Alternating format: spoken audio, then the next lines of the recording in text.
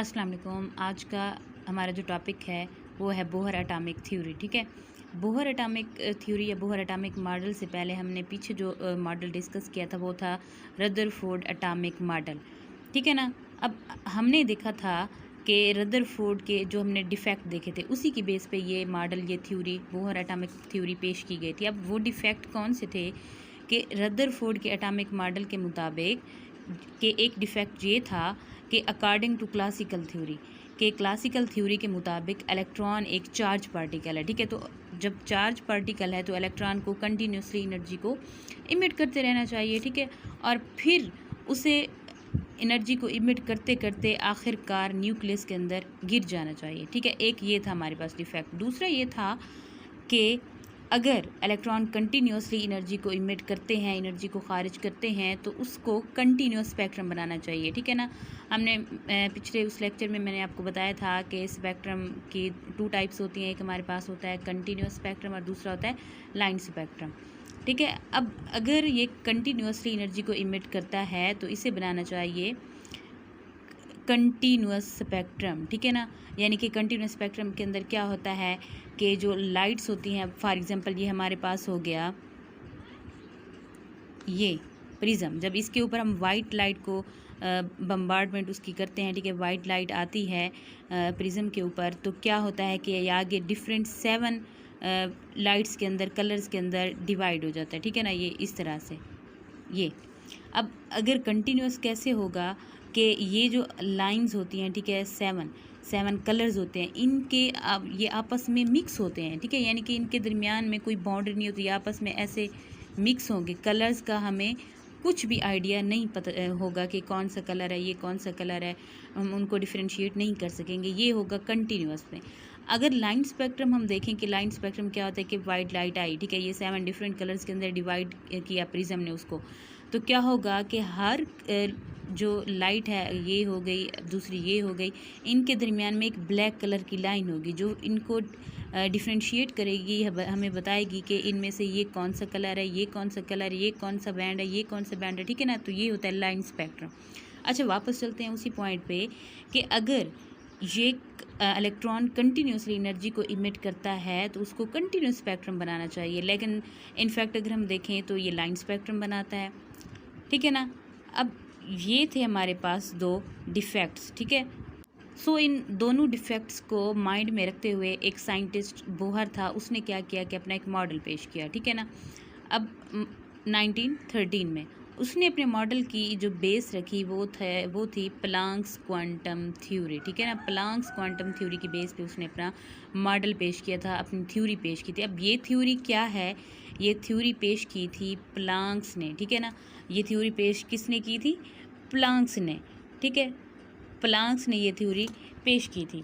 अब इस थ्योरी में सिंपल वो कहता है कि जो लाइट की एनर्जी है वो डिपेंड करती है फ्रीक्वेंसी पर। ठीक है, यानी कि हम ये कह सकते हैं इस तरह से, वो डिपेंड कर रही है लाइट की एनर्जी फ्रीक्वेंसी पे।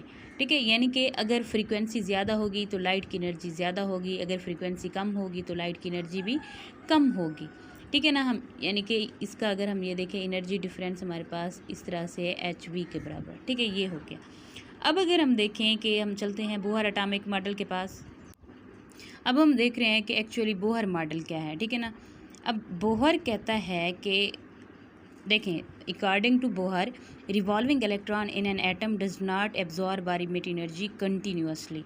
ठीक है ना, कि हमारे पास अगर एटम में इलेक्ट्रॉन है, ठीक है, इलेक्ट्रॉन में हमें पता है कि इलेक्ट्रॉन शेल्स के अंदर रेवोल्यूशन करते हैं। ठीक है, अराउंड द न्यूक्लियस। जब तक ये इलेक्ट्रॉन एक मखसूस शेल में रहेगा तब तक ये इलेक्ट्रॉन ना तो एनर्जी को इमिट करेगा, ठीक है, ना ही एनर्जी को एब्जॉर्ब करेगा। ठीक है, इसमें अगर हम नेक्स्ट पॉइंट देखें वो ये है कि energy of revolving around electron is quantize. ठीक है, यानी कि जो रिवॉल्विंग इलेक्ट्रॉन होता है, जो शेल के अंदर रिवॉल्व कर रहा होता है, गर्दिश कर रहा होता है, उसकी जो एनर्जी होती है वो क्वांटाइज्ड होती है। अब क्वांटाइज्ड का क्या मतलब होता है कि वह यानी कि फ़िक्स्ड होती है। अब फ़िक्स्ड कैसे होगी?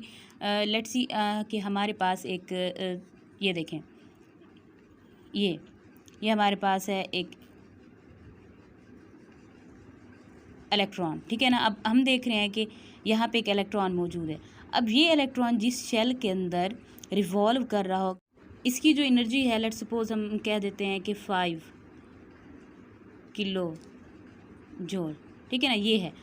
अब इस शेल की, इस ऑर्बिट की एनर्जी इतनी है, तो जो इलेक्ट्रॉन इसके अंदर रिवॉल्व कर रहा होगा उसकी एनर्जी भी इतनी होनी चाहिए, यानी कि फिक्स्ड होती है। अगर इसकी एनर्जी इससे कम होगी तो वो क्या करेगा, ये जो नीचे वाला ऑर्बिट होगा इसके अंदर आके रिवॉल्व करेगा, ठीक है ना।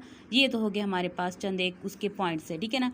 अब अगर हम देखें कि नेक्स्ट हमारे पास उसके हैं पास्टुलेट्स, ठीक है। हम पास्टुलेट्स पे बात करते हैं। पहले नंबर पे हमारे पास है कि hydrogen atom consists of a tiny nucleus and electrons are revolving in one of circular orbits of radius r around the nucleus। के हमारे पास एक हाइड्रोजन एटम है, ठीक है। हाइड्रोजन एटम है, उसमें हमारे पास एक टिनी न्यूक्लियस है, ठीक है। लेट्स सी, ये हमारे पास है हाइड्रोजन एटम, ठीक है। टिनी न्यूक्लियस है और उसमें जो इलेक्ट्रॉन है, ठीक है, इलेक्ट्रॉन, वो इलेक्ट्रॉन सर्कुलर ऑर्बिट में रेवोल्यूशन कर रहे हैं तो हम उसे कहेंगे, और उसका जो रेडियस है वो हमारे पास है आर, ठीक है। हमारे पास क्या है कि इलेक्ट्रॉन है, वो इलेक्ट्रॉन सर्कुलर ऑर्बिट में रेवोल्यूशन कर रहे हैं, ठीक है, रिवॉल्व कर रहे हैं, और उस ऑर्बिट का रेडियस क्या है, आर है। ये हमारे पास हो गया फर्स्ट पॉइंट, ठीक है। अब सेकंड नंबर पे हमारे पास है कि each orbit have a fixed energy that is quantized. जी, वही पॉइंट जो हमने पहले डिस्कस किया है कि हर ऑर्बिट की जो एनर्जी होती है वो फिक्स होती है, क्वांटाइज्ड होती है, ठीक है ना। जैसे मैंने आपको यहाँ पे एग्जांपल दिया है कि फॉर एग्जांपल हमारे पास ये था, ठीक है, ये एटम था, अब उसके अंदर टिनी न्यूक्लियस था, फिर उसके अंदर ये इलेक्ट्रॉन था। अब इलेक्ट्रॉन जिस ऑर्बिट के अराउंड गर्दिश कर रहा है, रेवोल्यूशन कर रहा है जिस ऑर्बिट में, उसकी एनर्जी लेट्स सपोज हमने बोला था कि 5 kg है, अब kJ है, ठीक है, किलो जूल है। तो यानी कि अब वो जो इलेक्ट्रॉन इस ऑर्बिट के अंदर रिवॉल्व कर रहा है तो उसकी एनर्जी भी इतनी ही होगी। अगर उससे कम होगी तो वो ये लोअर ऑर्बिट के अंदर आएगा, यहाँ पे आके रेवोल्यूशन करेगा, ठीक है ना। तो ये पॉइंट आई होप सो आपको क्लियर हो गया होगा। अब नेक्स्ट अगर हम देखें कि as electron remains in a particular orbit it does not emit और एब्जॉर्ब एनर्जी। जी, लेट्स सपोज हमारे पास एक इलेक्ट्रॉन है, ठीक है। अब यहाँ पे ये एक इलेक्ट्रॉन है, इलेक्ट्रॉन अगर इसी ऑर्बिट के अंदर रहेगा, ठीक है, किसी और ऑर्बिट में ऊपर की तरफ भी नहीं जा रहा, ना नीचे की तरफ आ रहा है, वो इसी ऑर्बिट में कंटिन्यूसली रिवॉल्व कर रहा है, रेवोल्यूशन कर रहा है, तो वो क्या करेगा इस दौरान, ना तो एनर्जी एब्जॉर्ब करेगा ना ही एनर्जी रिलीज़ करेगा। अब एनर्जी एब्जॉर्ब कब करेगा, एनर्जी इमिट कब करेगा, देखते हैं कि एनर्जी इज इमिटेड और absorbed only when an electron jumps from one orbit to another. जी, एनर्जी एब्जॉर्ब या एनर्जी इमिट तब होगी जब इलेक्ट्रॉन जंप करेगा एक ऑर्बिट से दूसरे ऑर्बिट की तरफ, ठीक है। फॉर एग्जांपल हमने ये देखा था कि अगर इलेक्ट्रॉन यहाँ पे इस जगह पे रिवॉल्व कर रहा है, ठीक है, अब एनर्जी इमिट या एब्जॉर्ब कब होगी, जब ये एक ऑर्बिट से दूसरे ऑर्बिट की तरफ जाएगा, यहाँ से यहाँ की तरफ आएगा या यहाँ से ऊपर की तरफ जाएगा, तब एनर्जी इमिट होगी या एब्जॉर्ब होगी, ठीक है। अब अगर हम देखें कि एनर्जी इमिट कब होती है और एनर्जी एब्जॉर्ब कब होती है, when an electron jumps from lower orbit to higher.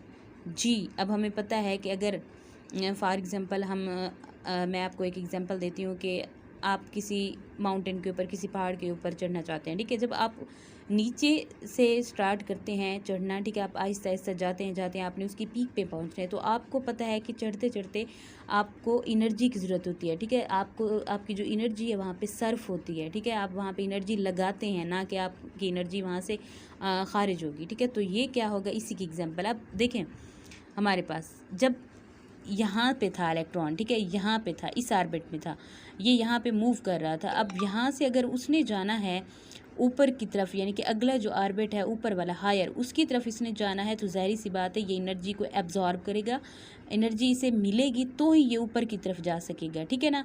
तो एनर्जी की क्या हो गई, अब एब्जॉर्प्शन हो गई। अब एनर्जी रिलीज़ कब होगी, कि when it jumps from higher to lower. अच्छा जी, अब ये हम यहाँ पे दोबारा से आते हैं कि अब ये क्या करेगा कि हायर पॉइंट पे था, ठीक है, हायर ऑर्बिट के अंदर ये रिवॉल्व कर रहा था, जब यहाँ से ये आना चाहता है लोअर ऑर्बिट की तरफ, तो क्या होगा कि एनर्जी हमारे पास रिलीज़ होगी, ठीक है।